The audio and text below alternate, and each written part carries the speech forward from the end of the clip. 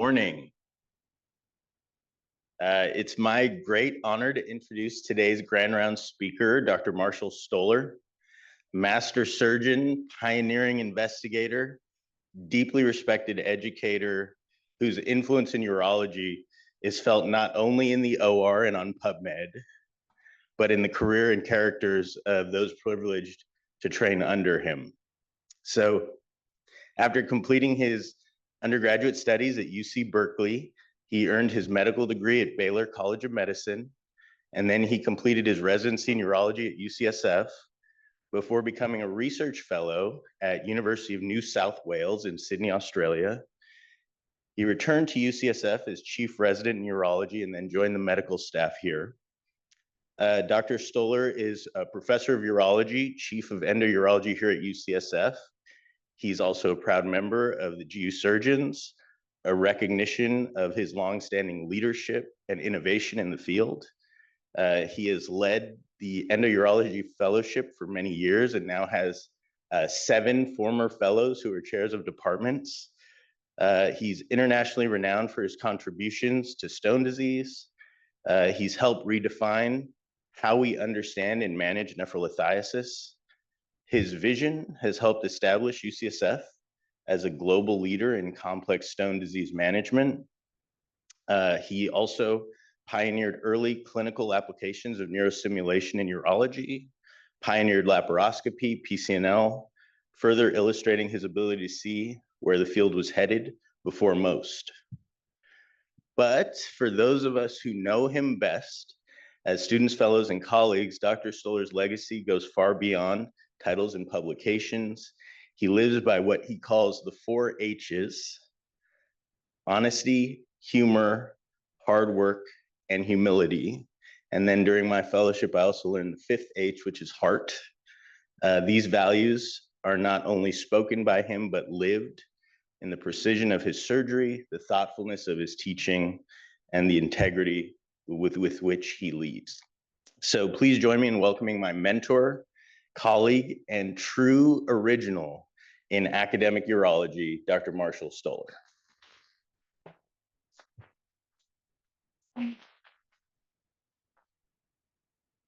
Wow, who is this? Now, in the OR, we try to bring the monitors down so we don't have cervical neck problems. So the ones way in the back, come down 5 or 10 rows so I don't have to hurt myself. Okay. So we live in very interesting times right now politically, and how it will impact both our personal and professional lives. And thus my title, trying to bring joy to what we do every day. And how do we do that? If you open up your iPhone in the morning, you get this awful thing from the politics, you put on the news, you look at the newspaper, but we have to transcend that. And fortunately, we're here at UCSF where we can make a big difference. And that's what I'm going to try to do.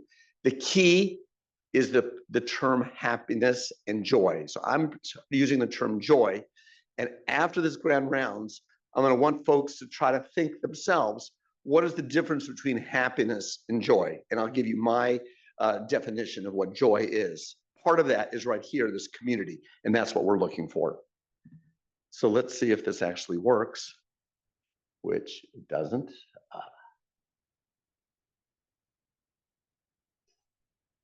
Let's see. How did we say we were going to advance this?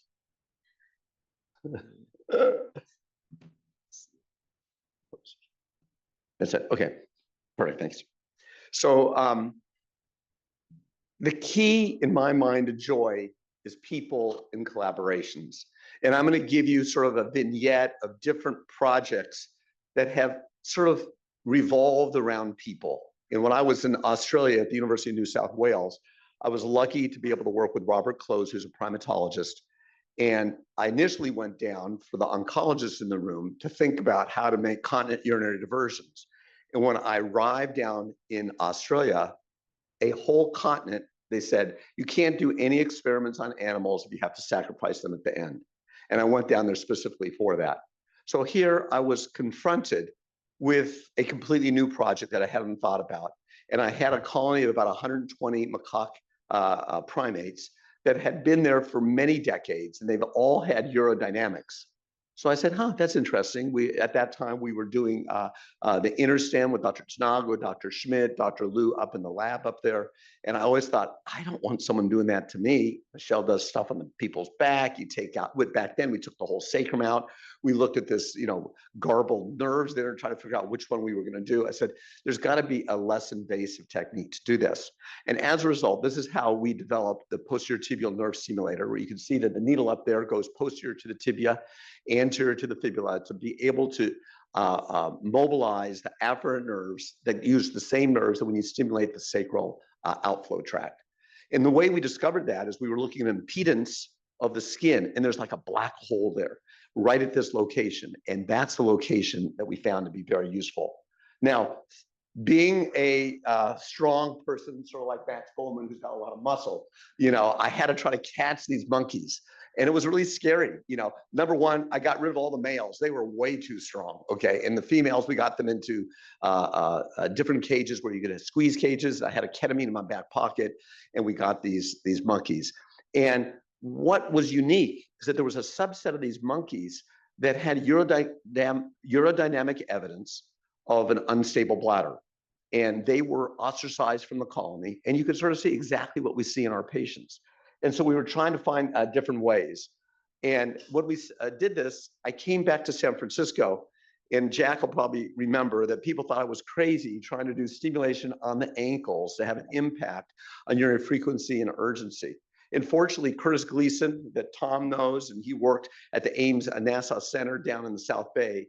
He was this brilliant electrical engineer, and we made this device that we called the Stoller afferent nerve stimulator to try to popularize this concept. And we eventually there were so many patients, we taught them how to do it themselves. We put tattoos on that location. And recently, about 6 months ago, I had a patient come in about 30 years later who had the initial little prototype that I had made and still uses that. And it's amazing. And I would have to say that when I go around to give lectures, I'm really not that well known about stone disease. I'm well known about posterior tibial nerve stimulation. And in Northern Europe, when I go there, there will be audiences of 5,000 people because neurostimulation is such a big deal in that part of the world. So we had a patent in 1992. This was the Stoller afferent nerve stimulator. It's been sold and bought by multiple people. There are gajillions of companies doing this. And recently, when Tom and I were down in Taipei, when you went into the booth with all the different companies, there were literally 6 or 7 companies dealing with posterior tibial nerve stimulation. And this is just a few of them. And here you can see some of the ones that we used, an old ski boot on one of them. And this was a newspaper article that someone sent me a couple of days ago from Minneapolis, where Medtronic, that we had initially gone to them for an implantable device. They said, no, there's no future in that. Now they're developing an implantable device. So it's interesting what you run into. And if you really feel like you're onto something, ultimately you will have legs of its own. But the key to this was the collaboration with the primatologist, with Curtis Gleason, with folks here in this department to make a difference and having a vision where that problem was. It continues to be a huge problem. I don't know, Michelle, if you see anybody with urinary frequency and urgency, but apparently it's a big problem. When I was there, for the pediatric urologists, I don't see any pediatric urologists here. Okay, there we go. Okay.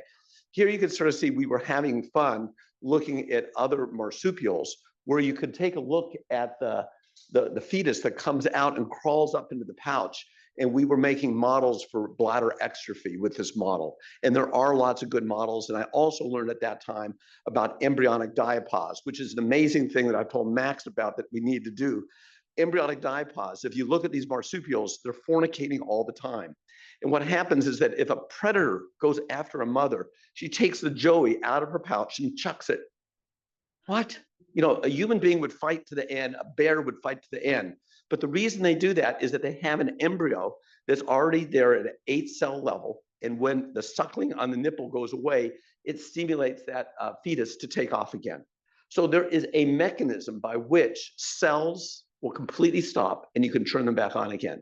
And if you go down to the elephant seals down in Año Nuevo, we were looking at some of those, they have embryonic diapause too. So for the oncologists there is a future of looking at this mechanism to sort of see how you can turn certain cells off and leave the other ones intact. Again, inspiration from the primatologist at the University of New South Wales.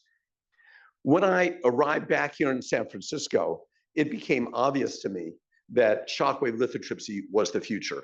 I went to our great administration, said we need to buy one. It's $3 million, and we have to redo an OR 12, which was what we completely redid for that.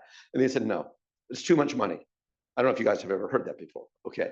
So Dr. Donago and Tom and Jack, we created a consortium of urologists in the Bay Area, and we bought our own HM3 lithotripter.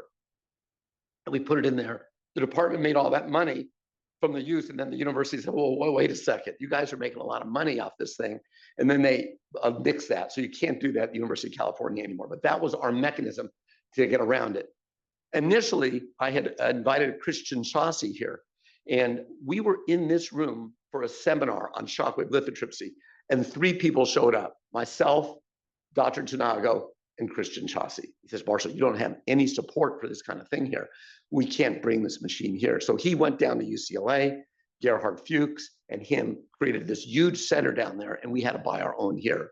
Again, it's the collaboration and being aware of people around the world where this new technology is. Max remembers when the intuitive robot was here, and we sort of said, this is the future. And we went to some people here, they said, there's no future in the robot. And obviously that is.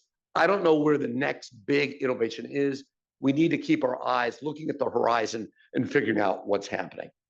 Now, to try to get money for my initial research back then, I went to the zoo with Craig Machado. Let me show you this picture. That's Craig right there. And he says, I've got this penguin that we could do a shockwave on, and we could do fundraiser for the zoo, and we could do fundraiser for your research. So I went to Dr. Donago at the time. I said, okay, if I bring this penguin into the OR? He says, okay, just keep it low key. So I said, okay. So I keep it low key. So there was no CHR, there was no infectious control. And I'm walking down the hallway with this penguin with literally 2 busloads of reporters that we had, okay? And I said, uh-oh, there's Dr. Donago. So I had to think quickly, and I stopped, and I said, I'd like to introduce you to the brains behind this. All the cameras went to Dr. Donago, and I just waved and kept on going, okay? So it was a long story. We got a lot of good publicity, and this is the only thing that I could find. So this is an old video that I could not do differently, but you can see we're in the evening magazine, NBC Today, we were on the Today Show, Cron, KPIX, all over.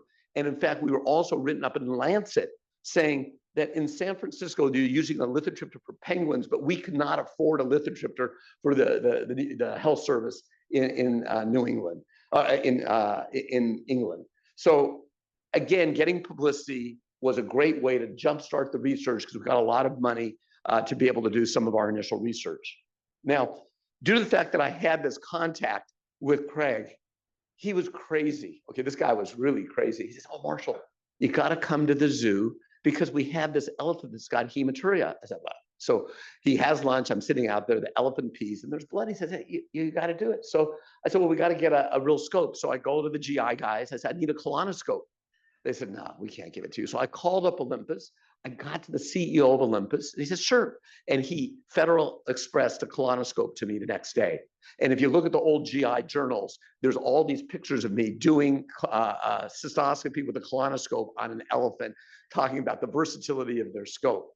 So we look inside this elephant's bladder, and this elephant, to put her to sleep, you use this stuff called M99. It's about 10,000 times as potent as a normal morphine derivative. And you do 1 milligram per 1,000 pounds, multiple deaths. So you have to triple glove with this stuff because it's very potent. And all I know is that Mikiko says, if you die because an elephant rolls over you, I'm never going to forgive you. I said, I'll be dead. It doesn't really matter. So you can see we use some very nice harnesses. We look in the bladder's fine. And Craig says, I knew it, but she is menstruating appropriately. So he comes out with like a gallon of semen. I said, what the heck is all that? And John, what they do for when they artificially inseminate, what they do is they take an egg and they scramble the egg and they put it into the semen and they mix it up, and we just put a gallon up there. And actually she got pregnant out of that, but she miscarried 3 or 4 months later. They do not have elephants at the San Francisco Zoo anymore because they're very dangerous. And many zoos have refused to have these elephants, but it was a very nice animal. And actually, this elephant remembered me when I went back. They have very good memories, so it was a lot of fun. And here's just another picture. But we did a lot of stuff at the zoo.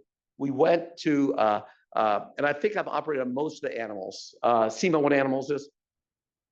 Come on. Orangutan, there you go. It's sort of like the alpha male of the whole zoo. When we put this orangutan asleep in his cage and we took it to the OR there, the whole zoo was quiet. It was very amazing. They know exactly what's going on.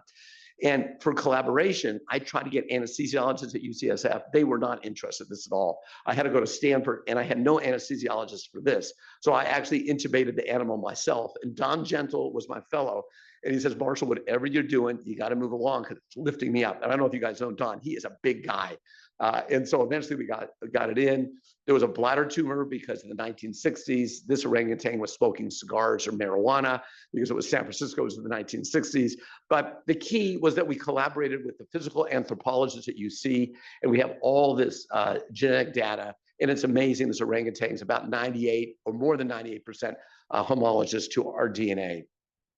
Now, for many of us, Jack was at Letterman Hospital, but we had a great interaction with the military. Oak Knoll Hospital, where Chris Kane came from, and Letterman Hospital, where Jack trained, and Dr. Agee, and lots of other people, and Dr. McIntosh, and myself, and Dr. Tanago, we would operate there like once a month. And so we had a very nice relationship. Pierce Irby was one of my early fellows. And I was sitting in my office, I got a phone call from the Undersecretary of Defense and said, your name has come up multiple times. We would like you to lead a team to Nepal to teach them about stone disease. I said, well, I don't want to just give them a fish. I want to give them a fishing pole, and I'm going to need to get a lot of this equipment. He says, how much would you need? I said, hold on. I'm not going to say what resident was in my office at the time. He says, $3 million. So I said, sir, we'll need $3 million.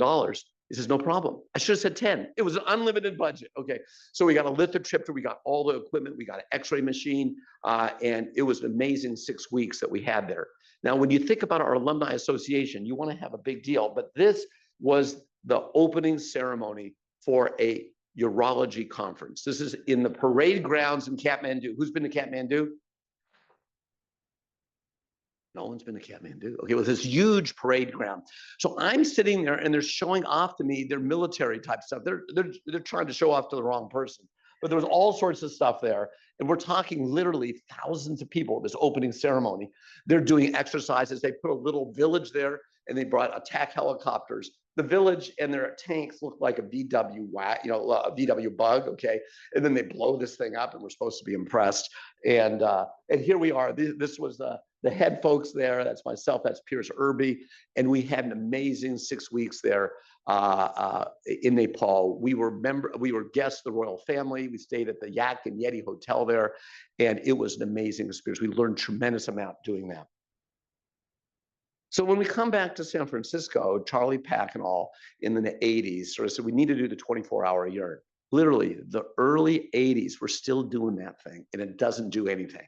We do it, but I am very skeptical of this 24-hour urine. And if you look at this, the electrolytes are okay, the calcium, the uric acid, you can look at the supersaturations. Here it says the volume is low. So what we do is we say, it's not our fault, it's your fault. You need to drink more fluid. Everybody could drink more fluid. I do see some people with their glasses drinking right now, but the fluid's not the answer.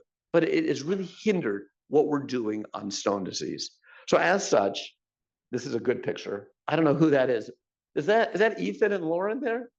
Okay, so when Max and I were working together, we worked with John Kane. We were looking at esterified and non-esterified cholesterol.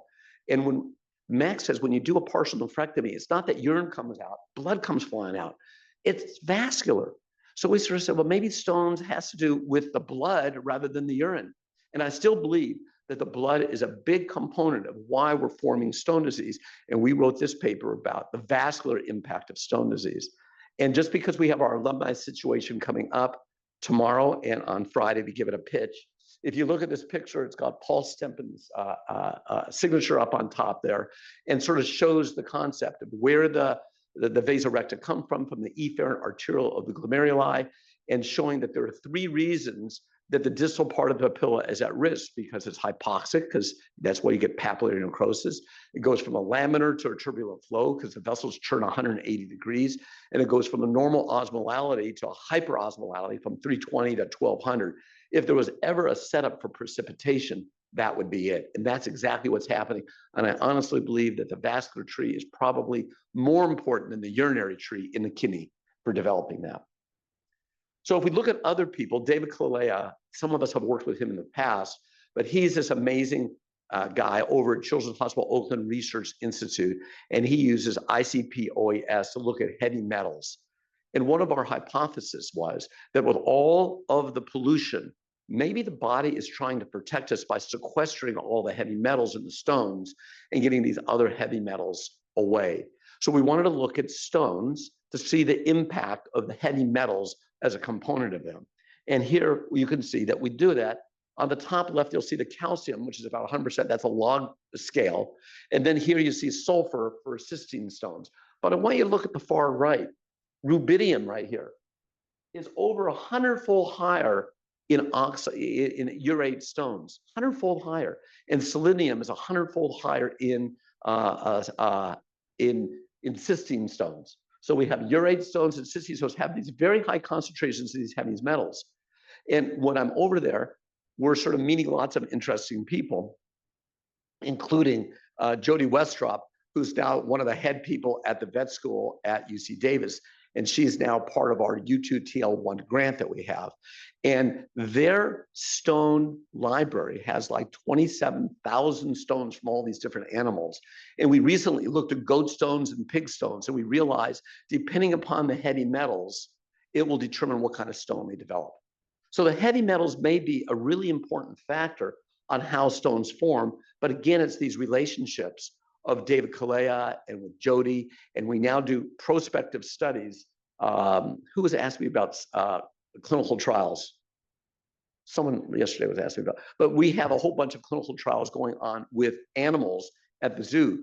And as a result, it's a really nice model for all of us here, that the contact at the vet school is really, really powerful.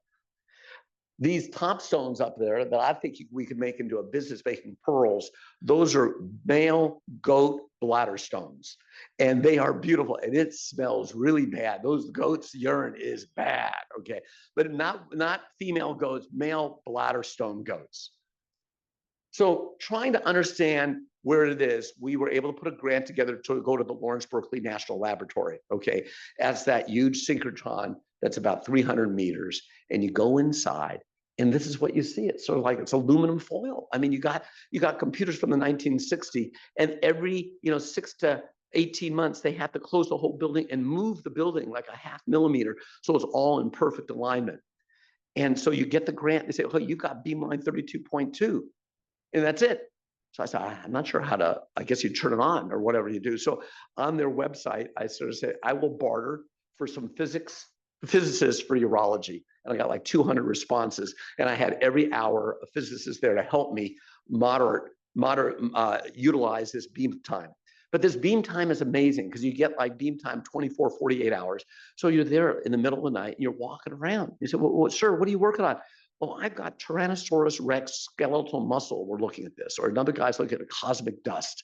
And it just keep going around. And there's about 16 different beam lines at different energy, monochromatic electron beam energies, and met some amazing people. And while I was there, I met Daryl Churzin. And Daryl Churzin is this amazing guy. Jack, I think you may know him because I think he's one of Jack's patients, but I didn't say that. Okay. But an amazing guy. He's now the chair of a material science department at UC Berkeley. And his most popular class is on skateboarding. And he's talking about the materials of the wheel and the axle, how they work. And he's putting his next class together looking at NASCAR racing and looking at material. But the material science people are amazing. So I had talked to him about this selenium. And he says, Marshall, we could use the supercomputer at the Lawrence Berkeley lab to be able to simulate what the sulfur-sulfur bonds are like versus sulfur-selenium bonds. And you can see there's a difference on the top, the two yellow, the sulfur, and the red there is the selenium. And you can see it's a little different. And as such, we've done studies trying to increase selenium to see if we could take a heterodimer rather than the disulfide mechanisms of cystine stones. And we didn't show anything, but it was interesting. It was an initiation of that study. Brazil nuts have high selenium levels, just for people to know. So where are the other inspirations and collaborations? So I'm at home working on something late at night, and I go to the freezer and I open up the freezer. This is what I see. And I tell him, he goes, what is going on? What's happening to this old ice cream? He says, I don't know, but there's probably something good about it. And then I started thinking about it. This is how stones form. So what's happening here is that when you take your ice cream out of the freezer, the temperature shifts a little and it melts just a little. And there's sugar, eggs, and water. That's it. So as it gets a little warmer, the water dissolves a little, and you get these little tiny crystals. And a little crystal will form on a bigger crystal. And if you left that for a few months, it would just be one big ice ball. So that gave me an inspiration of trying to understand what's happening with this ice cream and how does that impact stone disease, which gets me to Oswald's ripening. And that's exactly what's happening. Now, Oswald's ripening is when you have a small molecule, a small crystal, and you have a big crystal, the big crystal eats it up. Okay, and that's probably what's happening with stone disease. If you've got a small planet, it gets eaten up by a big planet. So it's all the same thing at a very small level and at a very large level. And so that's what Oswald's ripening is. And I don't know if this is it. You can see the little tiny specks, and they get eaten up by a big speck. And so that's why little stone forms into a big stone. Thermodynamically, it's exactly what's happening to that ice cream that was in the freezer a little too long. Okay. You guys have all had that kind of ice cream, right? Fresh ice cream is a lot better. So where are the other inspirations for the joy that we want? And probably the biggest one is in this room, okay? The residents, the fellows, the faculty, where we have these discussions. And for many, many years, we had all the people with cystine stones would come together at the log cabin where we had a faculty retreat many years ago. But we use this area, and it was an amazing event. We reinstituted it last year where we had a little hiatus because of COVID. But the stories that you hear from the patients, we learn more from the patients. If you really have 8 hours with all these people, that they start telling you what their thoughts are on this. And it's very inspiring to hear it. But having our discussions between cases, these are the collaborations that I think are a lot of fun. I recently got back from the Northeastern section 2 days ago. And this guy gave a great talk about sort of how do you manage your life? And he says, do you guys have a long turnover between cases? And I said, in San Francisco, no, it's very quick. He says, the question that you have to ask yourself, what do you do between the cases? He says, most people get onto their phone. And I want everyone to think about, what do you look on when you open up your phone, where you have that 5 minutes? And he says, that's their inspiration. Think about what you're excited about, and don't look at the news and don't look at your emails, because you don't like me looking at my emails, okay? Look at something that will inspire you to do something else, okay? So it was an interesting concept, but this, in my mind, is a very, we're very lucky to be in this community where we have everybody. So many years ago, I had a professor here who had lots of stones. He says, Marshall, you gotta stop these things. This is like the 6th time you've operated on me. And I said off the cuff, you should just take some DDT, you know, because in the 1960s, the DDT made it so that the eggshells wouldn't form on the birds, and maybe we could stop these things. And he took off. And the next day he called me up. He says, what concentration of DDT should I be taking? I said, no, stop. That was a joke. He says, well, you need to get an animal model for this. I said, well, we don't have an animal model. He said, well, let me introduce you to some people who are fruit fly guys. So the fruit fly guy came over to my house for breakfast. And all I know is when he left, my younger son at the time says, this guy's crazy. And I said, I would agree with you. So I couldn't work with this guy. No names mentioned. But I met some other fruit fly people. And I was lucky to meet Pankaj Kapahi, that is centered at the Buck Institute. Has anybody been to you've been to the Buck Institute? It's an amazing place. And it's now associated with UCSF. The old director of the Gladstone Institute is now the director there. They just got this massive grant. It's mainly with aging, but they've got both worms and they've got flies. And PK was amazing. And so that's when Tom Chi was my fellow. And these are these beautiful EM pictures of the fly. And you can see the white area, that's the Malpighian tubule. And you could do anything to this. I mean, I can learn about it. Tom Chi could do it. And we were able to make it so that these made kidney stones. So it was a wonderful model. Again, no CHR because it's invertebrate, so we could do that. And what we did is we could see on the top, those are the Malpighian tubules that you could dissect out. The bottom one, the second one, all the black stuff, it's the stones. And if you put them in your finger, you could actually feel the stones. And down here, this is when we took those stones up to the synchrotron at the LBL, and that's exactly what they look like on an EM.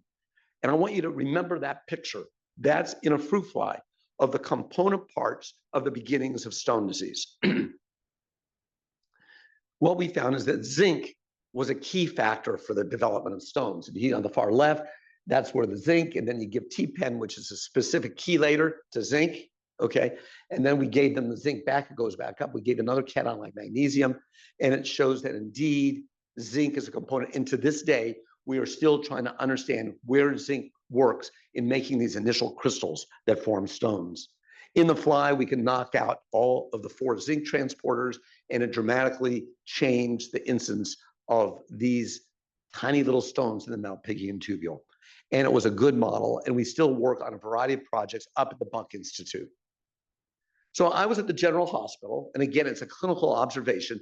I was doing a P&L, and as we're ready to put a catheter up from below, we see this bladder tumor in the bladder. So we're going to cancel the case. We've got to figure this out. We got to get this to semen to take out his bladder or whatever we're going to do. And I went away to a meeting, and I came back. There's the report was that this person had a UPJ obstruction. And when you look at that stone there, and you look at the MAG3, it is attaching to the apatite of the bone and the same apatite in the kidney stone, realizing that this is potentially a great way to tag kidney stones. And that was sort of the idea.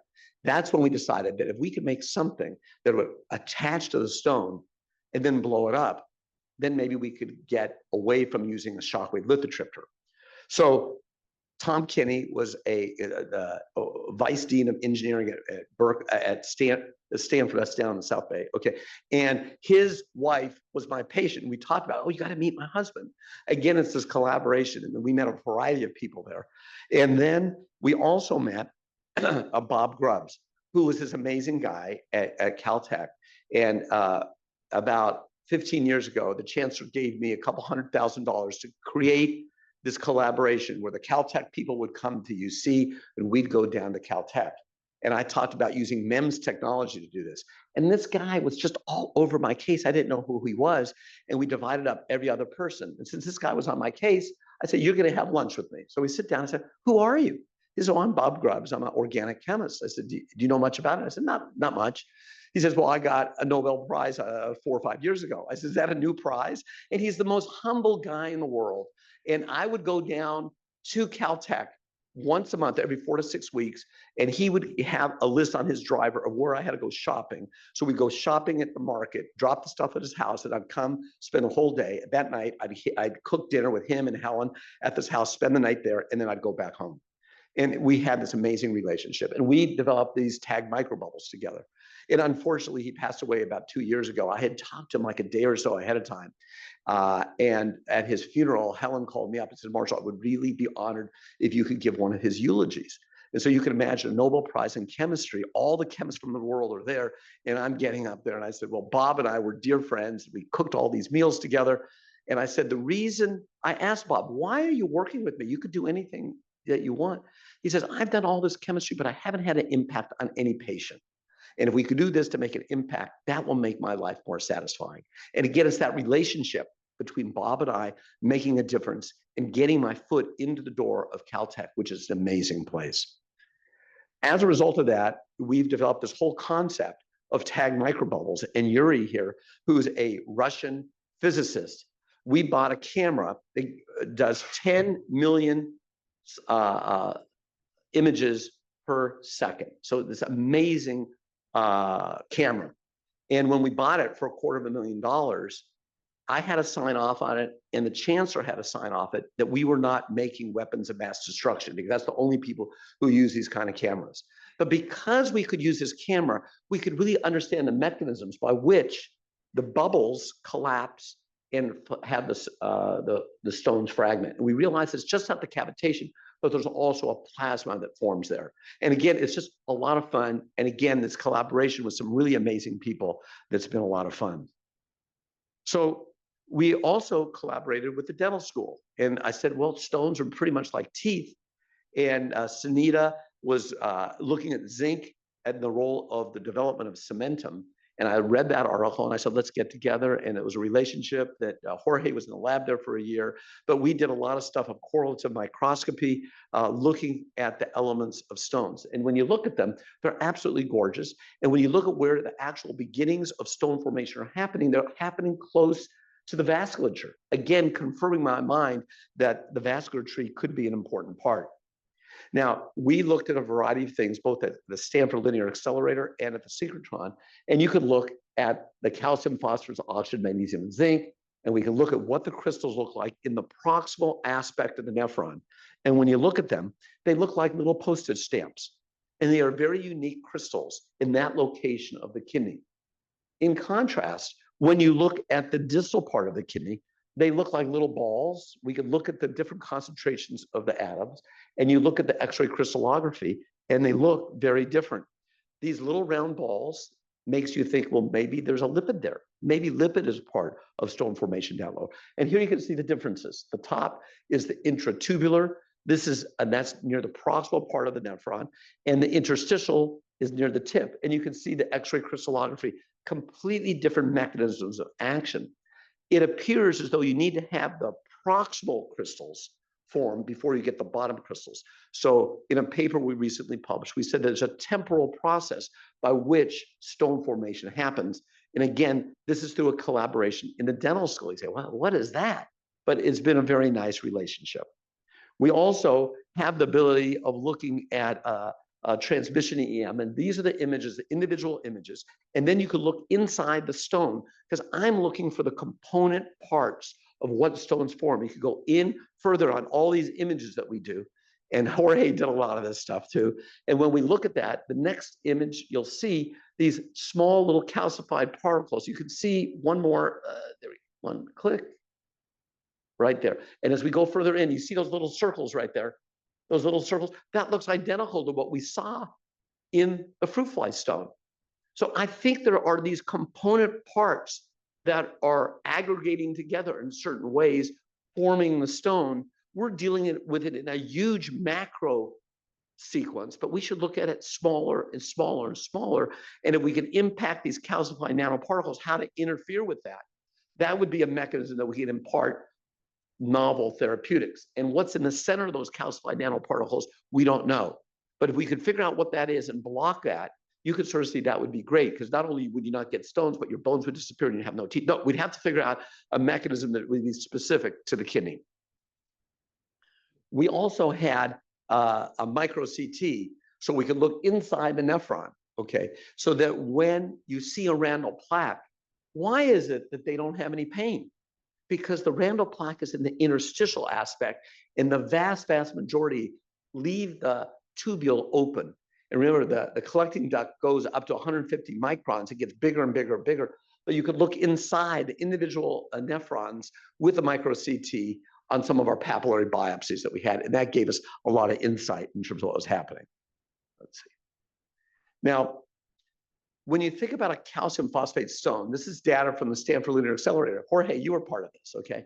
And here you can see on the left is calcium, and on the horizontal is phosphorus. The solid line is the kidney stone. The dotted line is the sort of, I call it the thumbtack that goes between the papilla and the stone. And you can sort of see that although they both have calcium and phosphate, they are very, very different. And on the top right, that's the stone. And you can see there's very little zinc. Coming back to zinc as a theme, but when you look at the little plug that goes into the papilla, there's huge amounts of zinc. So again, there are themes on multiple of these projects, sort of saying that zinc seems to be a critical factor that initiates stone formation.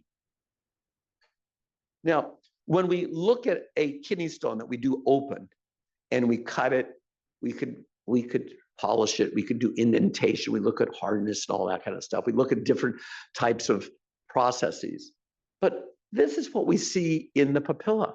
There's a whole universe. When we go up at the ureteroscope and we go to the tip of the papilla, it's a dead end. We say, okay, that's it. Everywhere beyond that, that's nephrology. Nephrology goes to the tip of the papilla, that's urology. It's a really arbitrary boundary, okay? But this is where the action is. We take that stone out, and you sort of say, is this person going to get more stones? And the obvious answer is, of course they will, because this is where the breeding ground is. We have to understand what's happening in the papilla and try to get more collaborations with nephrology. And for many decades, nephrology was not interested in stone disease. And when you think about nephrologists, you have Charlie Pack, you have Fred Coe, you have David Goldfarb, and no one else is interested in stone disease. So finally, now with Chi there, and we've got Matt Bregeman and a variety, we're now having interdisciplinary conferences and trying to get their perspectives. And I think that we need to wipe out those boundaries and create collaborations between nephrology and urology. Now, when we think about a stone, this is just an everyday stone. But looking at that more carefully and we segment it and we look inside it, you realize how complex this stone is. We're going to get rid of the white stuff, which is the calcium.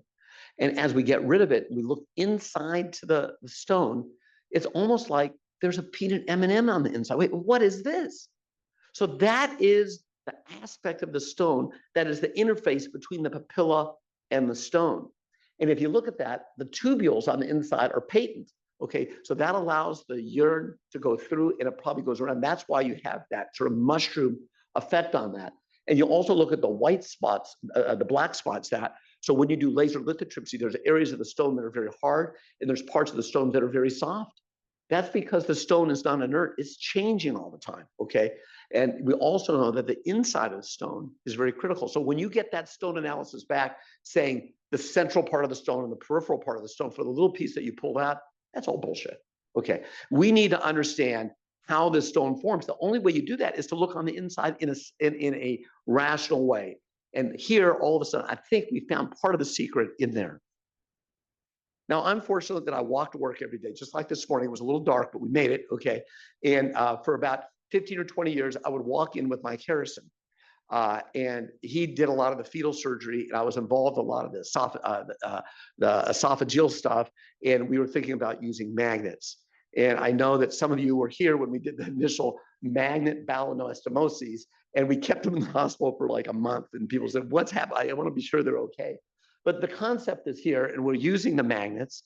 And last week, we did a magnet for a biliary stricture, and now we're making one for a ureteral stricture, so that when the oncologists do their Bricker loop and they have a stricture, that we don't have to put all these double J stents. Maybe we could put a magnet go and have a nice anastomosis there without opening it up.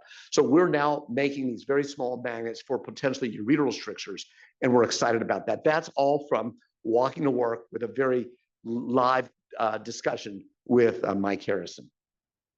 Now, being at the Parnassus campus, we have had a really wonderful relationship with the transplant folks. And it took many years for me to convince Nancy that we should do laparoscopic donor nephrectomies. And she had Chris Fries do 50 regular nephrectomies, and then we did our lap nephrectomies for the donors. And now, of course, that's everywhere, okay? And when you take these kidneys out, what do? You flush all the blood out and you put it in ice. And I asked the question, why do we do that? And one of the reasons was that about 6 or 8 months ago, there's a patient that we all know in this room with neurofibromatosis. And eventually there was a kidney that was donated from Seattle. And after the clinic on a Wednesday, about 6 o'clock, United calls me, says the kidney had arrived. So I said, okay, we could bring the patient in. And the nurses said, no, we want to see the kidney. So 7, 8, 9 o'clock, I have a big day the next day. 10 o'clock, I get a call from United. Marshall, we have some good news and bad news. The good news is the kidney is alive, but it's still on the plane and it took off without us taking the kidney off. So now we've got this kidney and I don't know what to do. Eventually, I said to United, it's in your best interest to get this kidney back here. If we need a charter plane, we'll charter a plane. Eventually it came about 2 o'clock. Chris and I put it in. We couldn't get down to the iliac vessels because of her neurofibromatosis, and we did an anastomosis to her aorta and her vena cava, and then we used her ureter from one of the ipsilateral native kidneys to hook it up. She's doing great. 10 to 50% of all donor kidneys are thrown away. Get that number. 10 to 50% of a donor kidney is thrown away because of a variety of reasons, including this kind of reason, okay? So we said there's gotta be a better way. So when Heiko was here, we flew out to Philadelphia. And when we did our residency, we had 2 years of general surgery, and we were hooked up with one person every other night on call together for 2 years. So of course, we become very good friends. So Alan was that guy who was on call with every other night for 2 years. So we know each other very well. And he told me about his artificial womb project he's been working on, where they take a preemie kid, they put it into an artificial womb, and they then can eliminate the need for all the neonatal units, which we hated when we were interns. And we went out there, and I think the FDA was just there, and I think within the next 6 or 8 months, they're going to do the first human. And they've been doing this for about 20 years with no NIH funding, all funded from the hospital at Children's Hospital of Philadelphia. It's amazing. So $100 million they got from their university to do their research. Alan was incredibly helpful. We went there and looked at his system, and it was really a lot of fun. Now, this is One stomach. Where's the other stomach? Can we turn that volume down? Okay. Whatever. I'm gonna back this. Four stomach. That's the inside of a sheet. There's stomach after stomach after stomach. It is just absolutely amazing. We take the baby out. You can see there's the fetus. We put that into his artificial womb. And then we use their bags that they use. It's similar to what they put the fetus into. And instead of putting the fetus with the umbilical vessels, we did it with the vessels of the kidney. And we said, that's pretty neat. So we said, we jump started like 5 years. And Alan gave us the bags, gave us these connectors, and then we started jerry-rigging stuff here at UC. And here you can see that that's the kidney. These are the systems. What we now use are the 3-liter bags that we irrigate when we do our TURPs or HOLEPs, and we could put the kidney in there. We use these magnets to hold it stable, and we could have the artery, vein, and the ureter coming through. And here you can see with the oxygenator, is good arterial and venous flow. We use the pediatric oxygenator, and if you wash it and dry it, you could use it for about 5 times. So it costs us about $2,000 to jerry-rig our little system. And unfortunately, HAECO has gone to Colorado, but if Walter's here, Walter recently just did 2 auto transplants with him for one of our experiments, but it's been a really wonderful relationship. And this is our circuit that we eventually developed. And I don't know if I have a pointer here, but you can see this asset right here, almost like a portal system. And that's a piece of manual stuff. So you can change the pressure, because the amount of blood that has to go through the oxygenator is stable. And when we had very high pressures going through, it hurt the kidney. So we had to have the oxygenator work, but decrease the pressure going through the kidney. And now we can keep these kidneys alive 36 hours. That's amazing. So now all of a sudden you go from 24 to 36 hours, it's metabolically active. If you want to do other things to the kidney, you could do other things to the kidney. And we believe that having a normal thermic kidney perfusion system will be a boon for kidney transplants. It'll be a boon for physiologic studies. It will be a boon for drug discovery. It'll be a boon for looking at what are the complications of these drugs on the kidney. And ultimately, we're thinking about transfecting kidneys for the 500 monogenic diseases going to cystinuria. We know exactly where it is. Can we transfect it outside the body and then auto-transplant it back in to actually cure the disease? That's our 30,000-foot view. And that's just the system. I'm running a little low on time, so I'm not. So the problem is that when we use regular blood and you put it on these cycles, the cells break apart. That we need blood that's available, durable, and available. And it's a big deal not having that blood available. And it's a big deal. 12,000 people die every day. 12,000 people die every day because there's not enough blood in India. People die here because there's not enough blood. Jehovah's Witnesses that won't take blood, okay? Any kind of issue where there is a major trauma, it's a big deal. In the Gulf War, we threw away 1.2 million units of blood. And the reason being is the blood expires. You have to have the blood available in case there's mass casualties. So we need to have an alternative to blood. It is the #1 reason that people die on the combat field. You can imagine if we had a blood substitute in an ambulance or in a backpack, that you could deal with auto accidents, stab wounds, gunshot wounds. You could have a big deal. And lots of reasons that blood is not available. So they're costly to collect, difficult to store, and we need to have an alternative, which gets to my last collaboration with is Jake Elmer. Jake Elmer is this brilliant earthworm expert from Villanova. And you can say, what the heck is that? So we fly out to Villanova and we meet Jake. Jake's a wonderful guy, and he has found that the blood oxygen carrier in the earthworm is erythrocruin. And it's this massive molecule. This is the molecule up here. The hemoglobin's this big, erythrocruin's this big. Hemoglobin carries 1 baby oxygen. Erythrocruin carries 144 oxygens. And that's how the earthworm stays underground for such a long time. Evolutionarily, we did not win the prize here. So I said, let's get that erythrocruin and put it into our system. So you call up a bait shop and say, listen, I have a meeting with a whole bunch of people going fishing. I need 10 kilos of worms. They send it through the mail, and then we isolate the erythrocruin and we put it into our model. So these are the different erythrocruin models, but these are matched kidneys. We've done now like 30 pig kidneys and we've done 10 human kidneys with it. And now we're cross-linking it to make it a little longer. We then take the kidney that we keep outside the body. We do a contralateral nephrectomy. We auto-transplant it. And now we have 2 pigs. We're going to take them out to a month, showing that the kidney works and everything's fine. The cute little pig, you can hear the peeing. It doesn't come through. We got the peeing down, so we've got it all set. So last couple things. When Maya Overland was here, we had a discussion about these awful UTIs and is there another mechanism? So you could take a gun and you could kill a bear, or you could use a trap. So we have the concept of trapping the bacteria, and we have a whole bunch of things that is working very well, and she's doing great right now at University of Washington. We've also developed a lemonade, and now we have a moonstone, which is a lemonade equivalent that you could buy over the counter for people. And this is collaboration with Brian Iser, who is my fellow, who's now just recently appointed the chair at Tulane. And then we got David Goldfarb involved having nephrology, and now it's available at Walmart, and you could buy it on Amazon.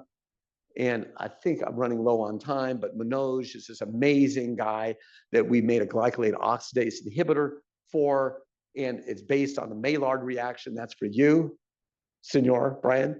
And the Maillard reaction has the ability of doing an amide to an aldehyde. And we then say, if I could get glucose and the cysteine, that should dissolve the cysteine stone. So we use the SLC3A1, the SGLT2 inhibitor, and we've shown that it's dramatically improves the type of thing. And then finally, just here at UC with Shubal Roy, that we brought, both Mike Harrison and I were able to convince the people to bring him in from the Cleveland Clinic, and he's been working on this artificial kidney. I don't know if this will play, but this is the first artificial kidney that we put into a pig, and it's very exciting. He's eliminated all So then you can see the filtrate coming out there. But this is sort of like the size. This is about the size of an iPhone, and you could leave it in there for 6 weeks and it doesn't clot. There are other issues that they're working on, but it's exciting. When you think about what we have here at UC, all these amazing people, if you make relationships with them, we have a skill set that they need. And if you could combine with them, it's the people that make it very joyful. And here, I was just at a coffee's house. If you fear change, leave it here so you can leave all your change. But I'll leave you with this issue. And the concept of this lecture is to tell you that we can be happy and have joy in our lives, and especially in the political climate that we live in today.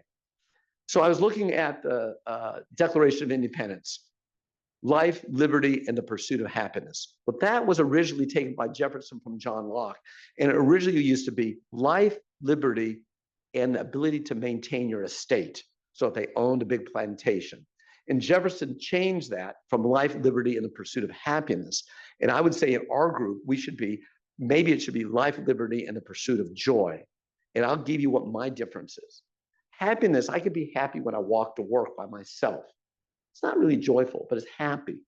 To have joy, you have a joyful occasion. That requires people and requires community. And I would say that the thing that we really need is we need to put our energy into community, into people, into these relationships. And that's really what makes our lives joyful. And if it's joyful, it's really not a production to come to work. So I've been very blessed to be here for close to 40 years at the university. And I've been able to make relationships with people that are long-standing and be able to make a difference in our patients' lives. And I would just want to inspire all of you, as we have our alumni association coming on tomorrow and Friday, to make these relationships with people who've come before you, to sort of see what they have to offer. And in our personal lives, create a community that will make our lives joyful. Thank you very much.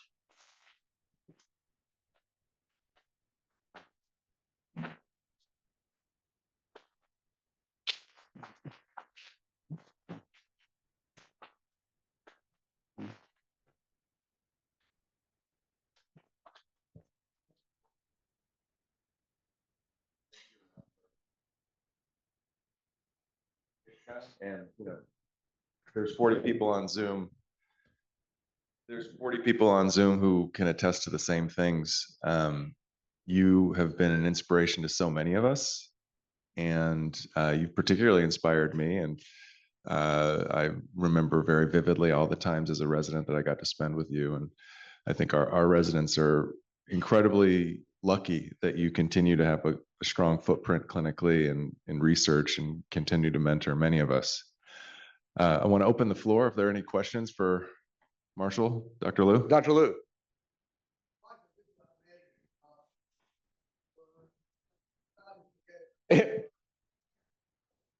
Right.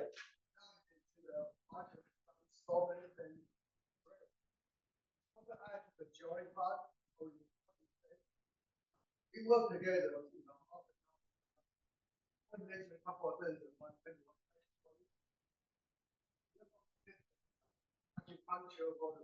right.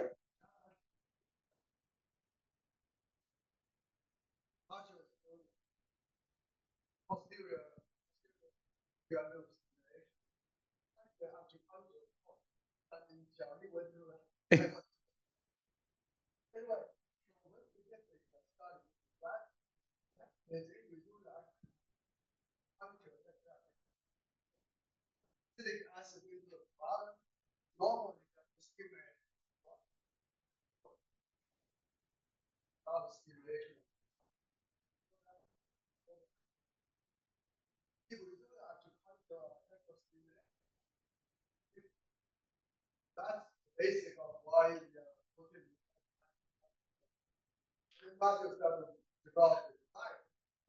yeah. Yeah. But I could say that the CFOS experiments were really a lot of fun. Yeah.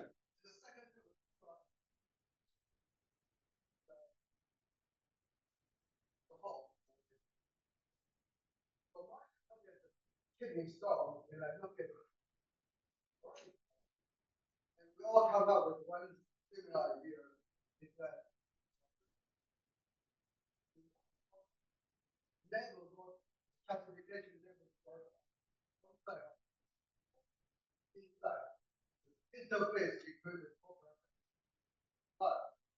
and the but always there and that's the idea that after I did so many hours, that's how I developed the putting a sparing removal because it's always there. But that right. So some of the experiments with the Peyronie's plaque show a similar theme with kidney stones. And so when you have bowel mineralization, whether it be atherosclerotic plaque, Peyronie's plaque, teeth, stones, bones, there is a common theme. And I think that paper really shows that theme very well. And it was fun to be able to have, again, that collaboration with Tom and Sneed and myself, where we could really look at that.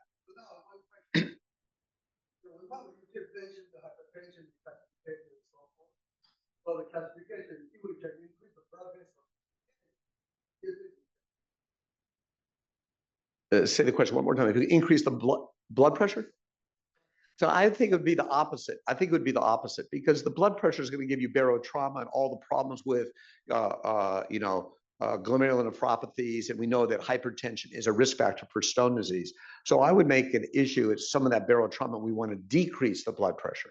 So one of the first things that we're going to do when we transfect the kidneys is we don't want to go after the SLC3A1 gene for cysternurics. We're going to go over sodium transporters. And so if you get rid of that sodium, maybe that would be a mechanism that we could treat people with hypertension. So there's lots of different ways that we could do things. Right. Yeah. So the problem is that the blood circulation, the tip of the papilla is an end artery and it's the vasa recta. It's on the venous side, not the arterial side. But so if you increase the arterial blood pressure, I don't believe that you would increase the actual oxygen delivery to the distal part of the papilla. But you're right. Looking at that oxygenation and ways that we can modify that is probably the key to understanding. Unfortunately, we're not made well. That papilla is just prone to hypoxia. And I think that is part of the big issue for stone disease. More questions from the audience? All right, I know we're running late on time. Not just tons of praise in the Q&A here. So great. You've answered all their questions. All right. Thursday night and then Friday for our alumni. Thank you guys very much. Thank you, Bye-bye. Dr. Stoller.